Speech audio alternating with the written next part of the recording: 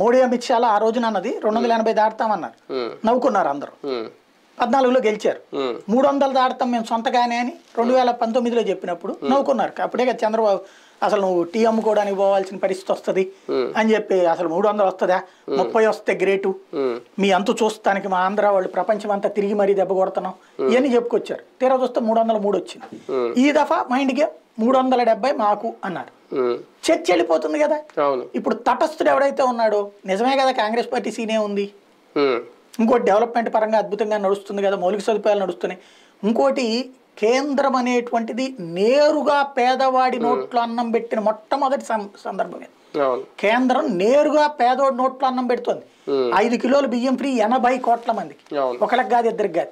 6,000 రూపాయలు రైతులకి డబ్బులు దేశవ్యాప్తంగా దాదాపుగా 10 కోట్ల మందికి వేస్తున్నారు. 6,000 రూపాయలు చెప్పున డబ్బులు. అట్లాగే 4 కోట్ల మందికి ఇళ్ళు ఏడాదికి 4 కోట్ల మందికి ఇళ్ళు. వాళ్ళు ఇస్తున్న ఇళ్ళని అలాగే కదా. మధ్యాహ్న భోజనం కేంద్ర పథకమే కదా. సర్వశిక్ష అభియాన్ నిధులే కదా ఇప్పుడు నాడు నేడు. అట్లాగే ఆయుష్మాన్ భారత్ డబ్బులే కదా, హాస్పిటల్ క్లినిక్లు. అలాగే సరికొత్త సంస్కరణలు ఏంటంటే మెడికల్ కాలేజీలు అంటే మనకి వల్ల కాక విదేశాలకు వెళ్ళి చదువుకుంటున్నాం. లక్షలు పోసి అప్పులు చేసి మరి ఇవాళ రోజున ఈ దేశంలోనే జిల్లాకు ఒక మెడికల్ కళాశాల.